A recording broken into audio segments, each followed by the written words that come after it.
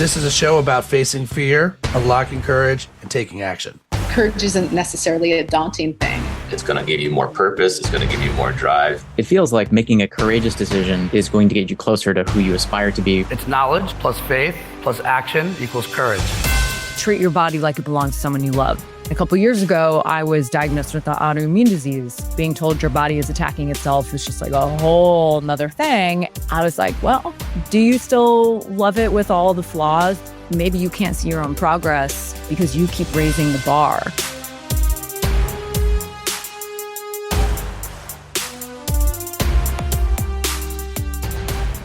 There's stretching your body, and then there's stretching your comfort zone. And I would say my guest today, I mean, you're kind of hitting the all the above button at this point. Remember the old all the above, here we go. And so I'm excited to have Hannah Corbin on the show today. First of all, Hannah, mazel on the book. The book is... Thank you so much. I mean, wow. I mean, I got to tell you, I am a Peloton groupie. I like that thing got me through COVID. Without that, I don't. And it wasn't just the riding; it was the community. It was like, yes, I actually wanted your voice in my ears. I felt like that. In some ways, it must be. Let's talk about this. Is that interesting when people that don't know you come up to you on the street as if they do know you? Because I feel like I do know you. I gotta say, it's nice to be appreciated.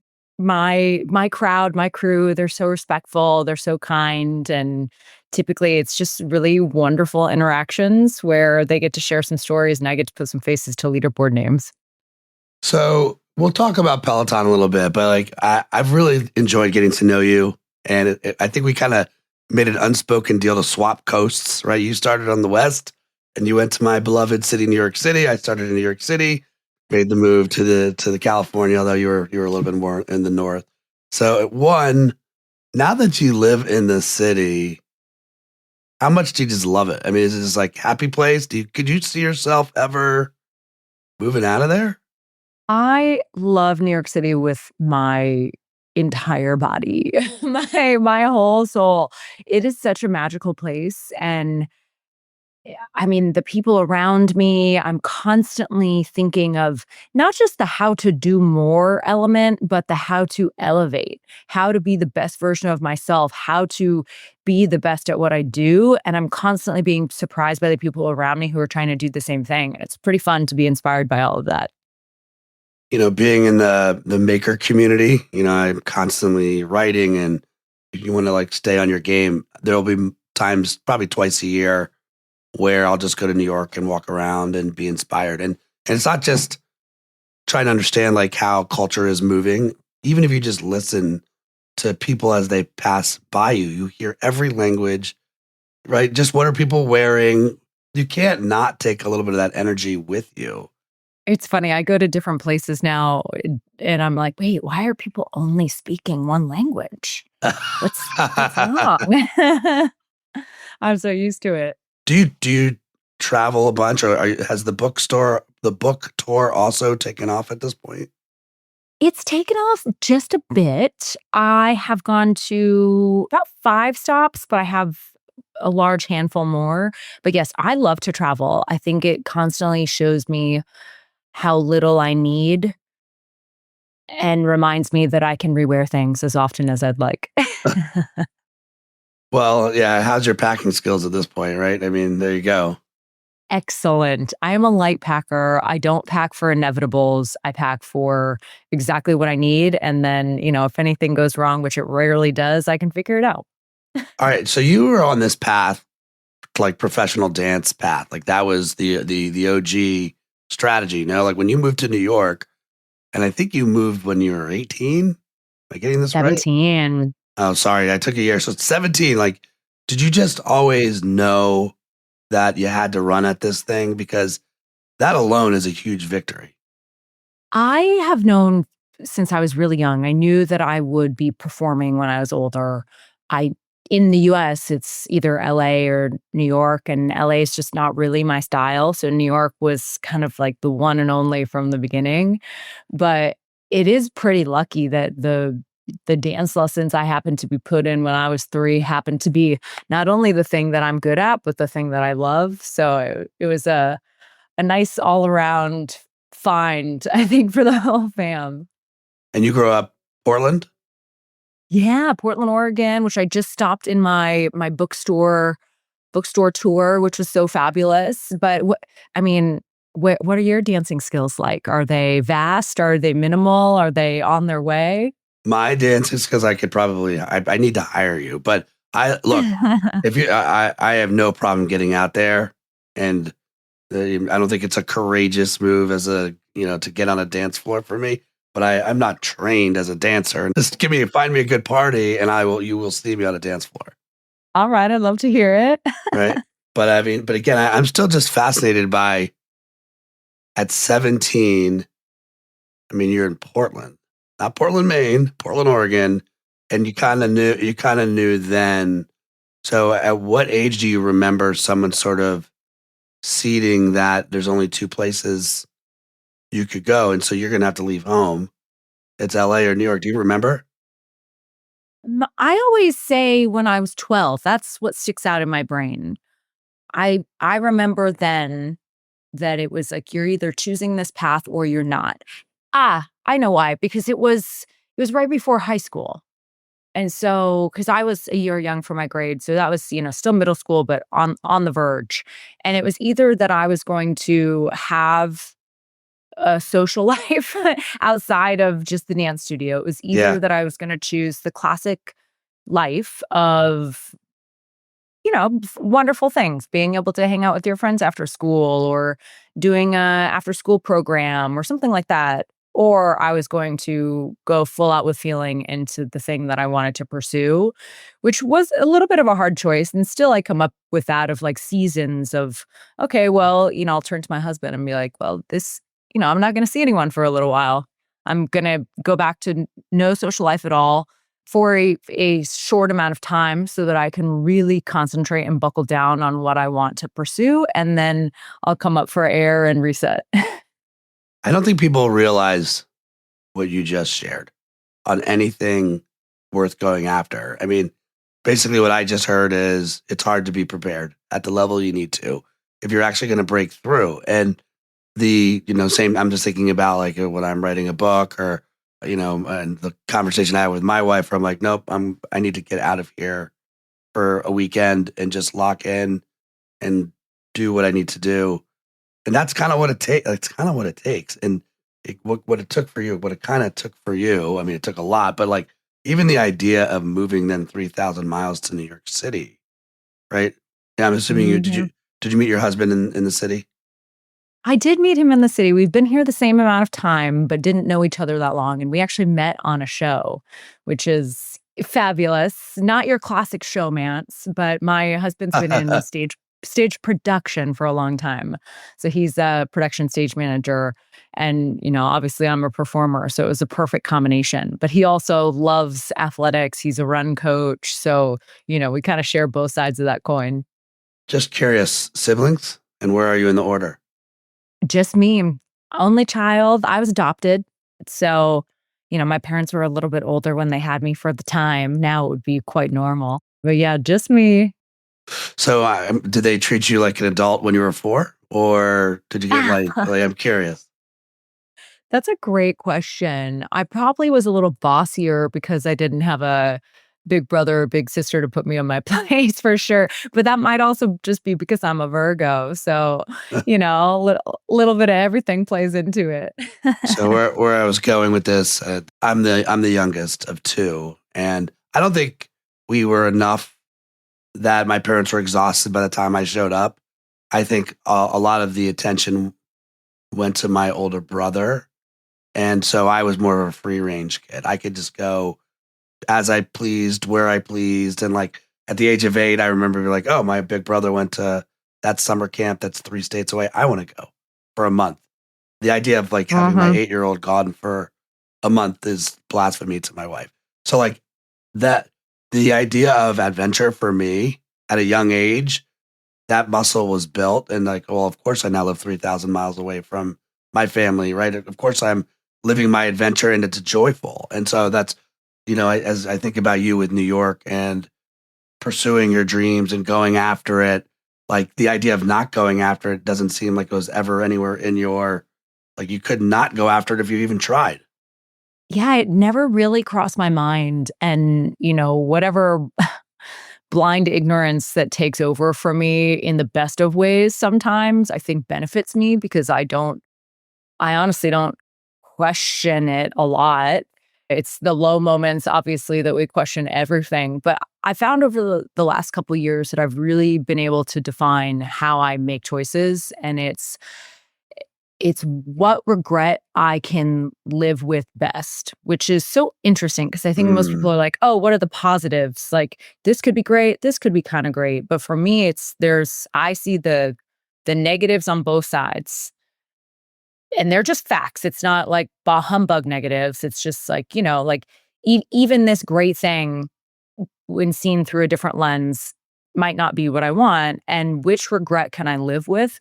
And that for me pushes me to put more energy into it because I want to know at the end of the day that regardless of the outcome, there's no regret on my side that I did my best, that I put my best foot forward, that I went after it. Because I don't want to look back 10, 20 years from now and still be thinking, wow, I should have just tried that one thing for 1 month or should have just done that for 6 months. Or why did I think that that was going to be so difficult? Now, in hindsight, the rudest lens, it was doable. The amount of times I've said courage is regret insurance is not small. And so I adore that line. And it's a great line. Like, which regret can I live with most? When I think about the way, because I travel for my work all the time. So Yeah. I'm waiting, the story I tell myself in my head from my kids is 15 years from now. And they're like, Daddy, you were never home. And like, in some ways, that's the regret I can live with the most because I'm showing them what hard work looks like. If we're going to live in a nice place, San Diego is not, this is not exactly Not affordable, inexpensive. right? Like, so it takes hard work to live here. But so I really appreciate that line. And when I hear it, I also wonder, as I think about you, by the way, you're an OG, you were an OG Peloton instructor, right? Were you part of Almost 12 years now. Come on. That's crazy. Congratulations. Yeah, it was still a Kickstarter when I started, which is How so many of funny to you, look back at. yeah, at the beginning, how many were there? How many of you were there? There were a handful of people that were in and out and kind of barely there as we were trying to figure it out. But now on the team, it would be Jen Sherman, Robin, myself, Jess King. So do you just have like a private little dinner for the four of you where you're like, or the OGs are going out tonight? We really should actually. I'm gonna start a monthly dinner. I like it. How long have you had the Peloton? Yeah, I think I'm going on. I mean, I don't know what with COVID years, I can't keep track of anything, but I would say it was Truly. probably like a year and a half before COVID is when I got it. And so from that point, and I'm still, it's part of the arsenal. We're using that regularly, which is great. Yes, of course, with a little stretching, foam rolling, and mobility, right? Yeah, yes, of course. Yes, of course. As my free brain is like, oh yeah, let's talk about.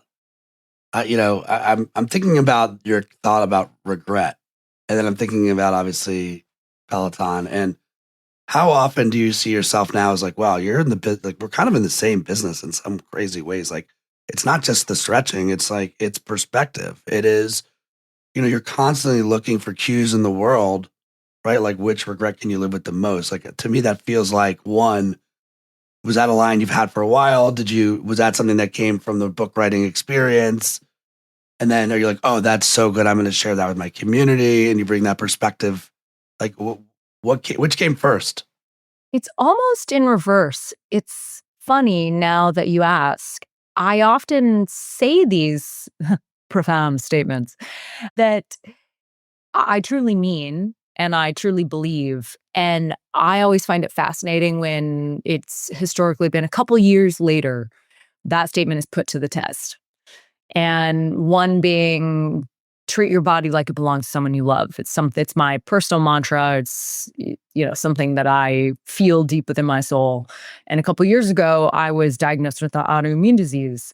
And, being told your body is attacking itself is just like a whole nother thing. And I remember in that process of like deep sadness and grief for the story that I had written about myself, I was like, well, do you still love it? Do you still love it with all the flaws? Do you love that it's not cooperating? Do you love that it feels like it hates you? How can you continue to be true to that mantra, but also be honest with yourself? And recently, I talk a lot about how maybe you can't see your own progress because you keep raising the bar. And this book tour has been really a test of that statement of normally I'm very good at recognizing my own successes because you gotta smell the roses, otherwise what are you doing it for? But there's no measure, there's no metric for this yet.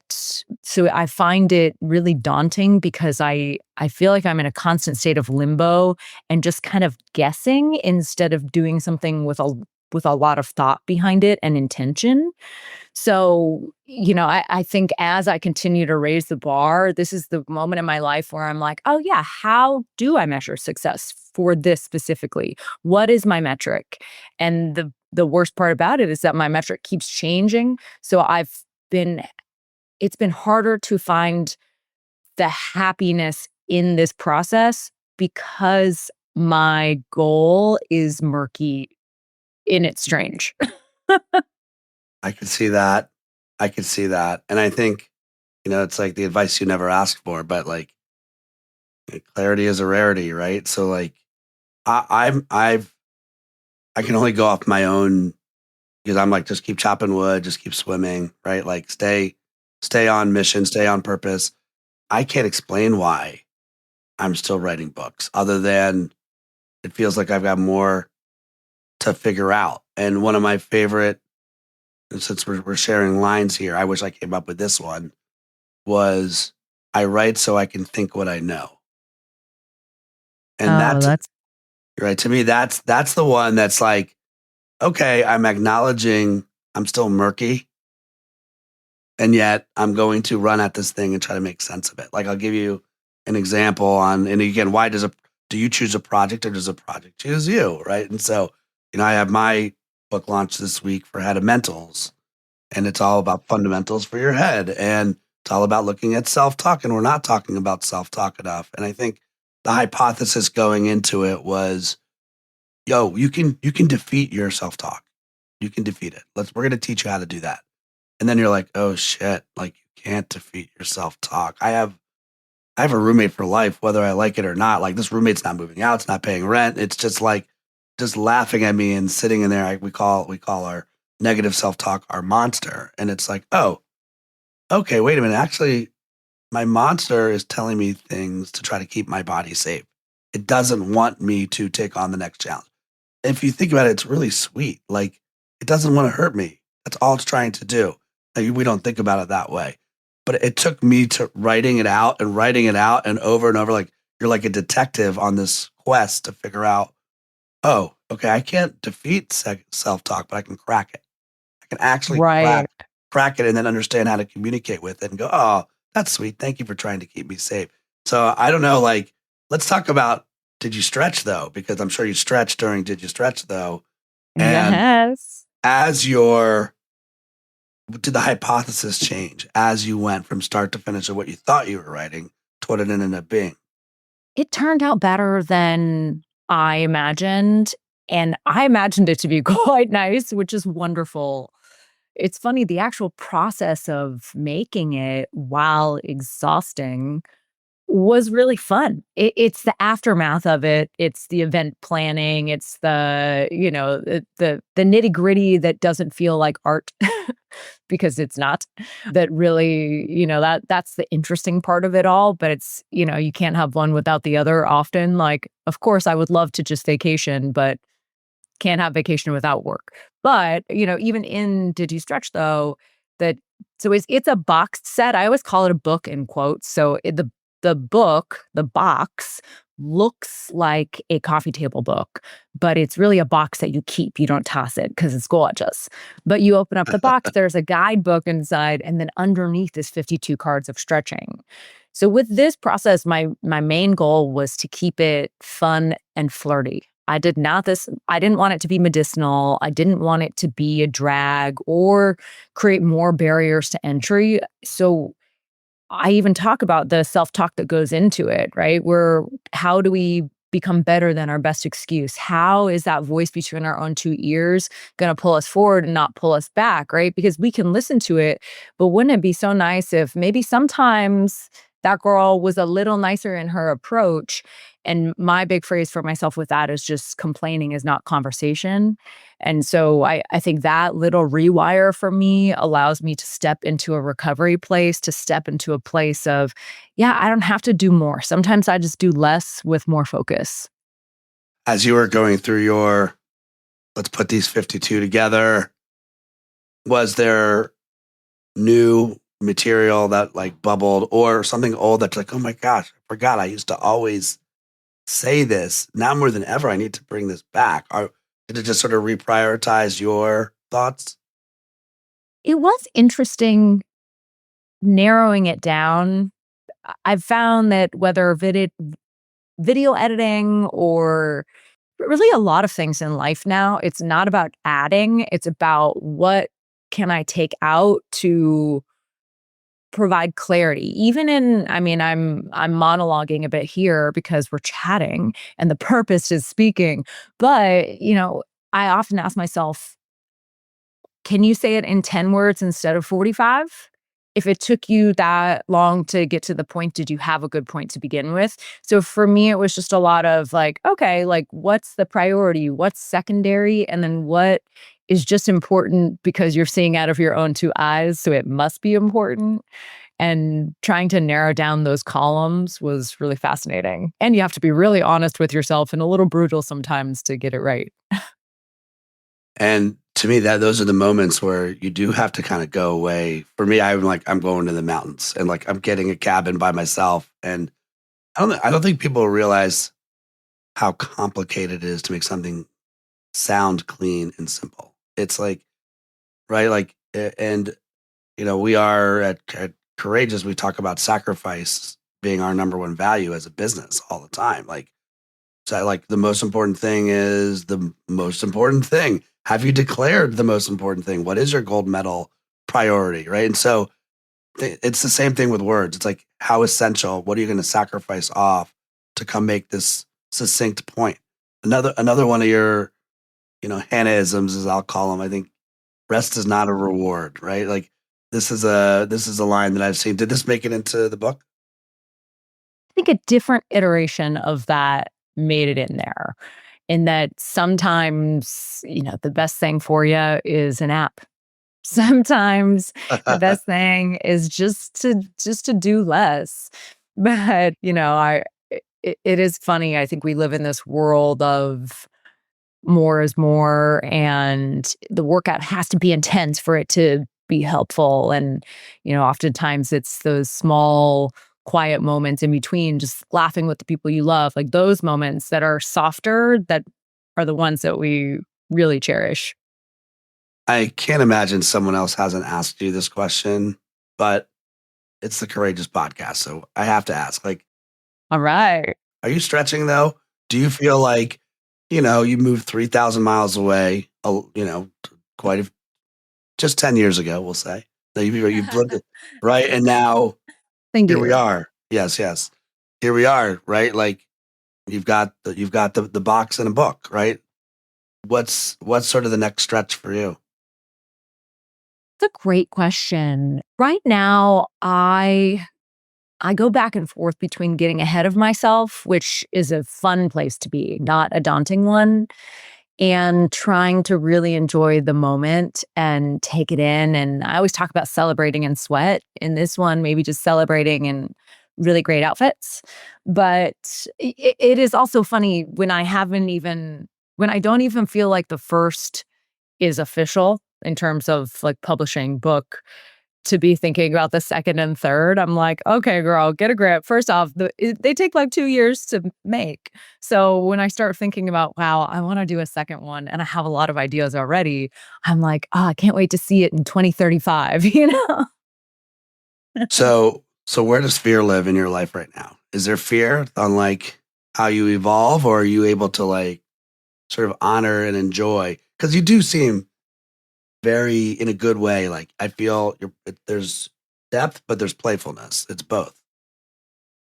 Yeah, I think less fear for me and more doubt, which maybe come from the same table. It feels like I am inviting people to a party that I don't know if anyone will show up.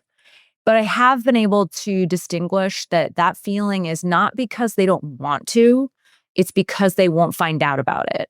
I actually do think that people genuinely want to support you if they know. So it has also been very interesting for me to have to, again, be really specific with my words and not just assume that because I'm talking about it, that means, could you please support me? No, I'm gonna make it as clear as day, like, "Could you please support me on this? It means the world to me. How would you support me on this? Let me fill in the blanks for you." Like, I wanna create a roadmap for people as opposed to being upset later because they didn't know what I thought I was telling them. And I Mm. think even going back to, narrowing down the words for you in the cabin and for, your next 45 books, but how can I remove my ego from the situation to give that clarity? Sometimes there's the assumption that it's like, "Oh yeah, everyone knows what I'm talking about." Of course they do, because I've said it a bunch of times, but maybe they've only heard it once. And so I think yeah, the brutally honest part with myself has been really fascinating to be like, all right, like you might be lying to yourself a little bit right here. Not a lot, Mm. but a little bit. And that little bit can make the difference in how you communicate and how people receive what you're saying. One of the lines that you have to remember that sometimes I say it, sometimes I don't. So I don't know who knows it and who doesn't. Is I believe there's three types of people in the world. There are gainers, there's drainers, and there's maintainers. Right. So people that you gain energy from, I gain energy from you. People that drain your energy, and you're like, oh my gosh, like what am I doing? Why am I doing this? Like they keep sucking my energy. And then there's the maintainers. I'm not sure that I hope anyone ever calls me a maintainer. Like it just has to be like an equal charge. It's like, oh hi, hi. Like that's not what I'm going for here. But then you have to watch that also for where are you that for other people. Like I said, you can't not gain energy from you. But where do you go? Who's your gainer? Like outside of just your fam, your people, what do you have to like read or listen to or your version of a Peloton ride? What's your number one? Do you have a gainer that you turn to? I gotta say, the Peloton instructor dressing room is probably my biggest gainer. I Makes sense. I love my colleagues so much, but it's not like a toxic positivity moment. People, I mean, they'll hype you up because they mean it and they're genuine, but they'll also level with you. And I think it's so nice for people to just be able to like, wow, yeah, that part sucks, right? That part that part's pretty bad. And not necessarily try and fix it for you, but also just kind of show you a little light at the end of the tunnel. We actually have a big group text between the US instructors and the global instructors. And I recently wrote into that. It's funny that you asked this question now because as a big thank you to everyone, I was like, you know, I might have lost a little bit of my sanity without all of our dressing room talks. I just kind of said thank you so much for your support, for your conversations in the dressing room, for your social media tags, for, the ongoing effort that you're putting behind me, because this process has felt, I'm not sure if lonely is the right word, but it's the quickest one that comes to mind. And they have made it feel far less than that. Yeah, I mean, this is probably the content you don't want to share. I mean, you want to share the stories, but like that is wildly interesting to me. Like if I'm Peloton, I want to hear more about your stories together and the collisions that you're having. I find that fascinating.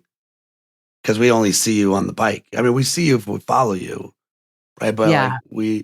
those collisions, and to your point, everyone's at different parts of I'm air quoting of the race, even though you're on a stationary right bike. But because like some people have written books, multiple books, and some people are just starting, and so everyone has something to offer each other. The other thing that's really interesting is when you're constantly a gainer for others, you can feel alone. Like you said, you can feel lonely. And I think, back to I write so I can think what I know. I ended up writing something this week. And then I had an aha moment. I'm like, oh my gosh, like we've talked about freeze, flight, or fight forever, like freeze, flight, or fight. Like we've heard this term, but I actually think your self-talk, what it really is trying to do is to freeze you. It wants to isolate you. It wants to keep you in your nice, safe bubble where you're comfortable. And it gets it gets threatened when you turn self-talk into team talk. And team talk to me is like really the goal here. You kind of alluded to this too. Like anytime you started to work on something and put it out in the ether, right? You manifest it. Well, that's because that's team talk. Like suddenly someone's colliding with that, and it's like, oh, you should talk to this person about that idea, or oh, hey, I'm sure someone in your studio is like that person's done it. Go talk to them. Does that fly with you? Yeah, I think there's such a fine line between need to and want to, and the brain sometimes can't tell the difference. So I even talk about it with just taking resistance off, right? Do you need to or do you want to? Because the weak part of the Mm. brain says, I need to.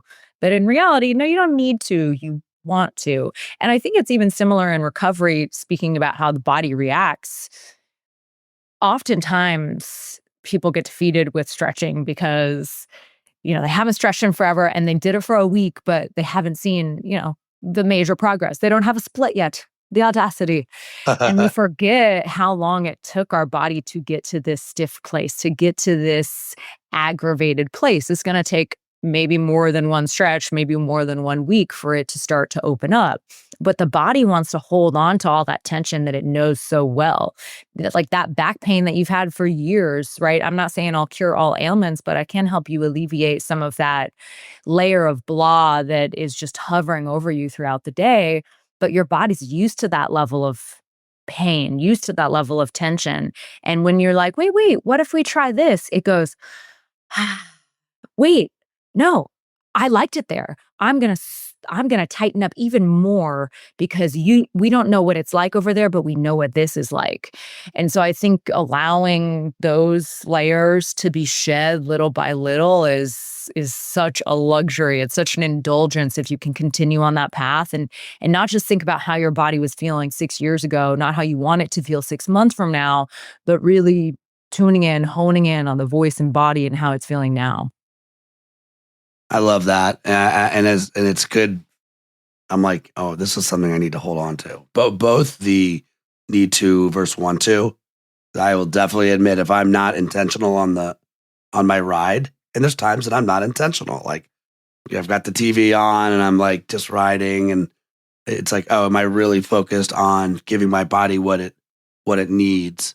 Super win for me. Give me one more on the body. Give us one more, like whether it's in did you stretch though or not, like take us home with something we should think about as we move into our day. Stretching is the best. But really it's such a luxury to take a moment for yourself. That self-care, it's not selfish. It's a part of our foundation. And as soon as you can celebrate yourself in sweat, treat your body like it belongs to someone you love, hydrate more than you are now, and show your tired, hardworking muscles some love, the second half of your life begins. Does coffee count for hydration? Or no? Is that not? Coffee and adult beverages don't count as hydration, but they do count as joy. And that is one metric that we are applying to the overall sector. I think my big takeaway from the show is, and you said it's like it's not selfish.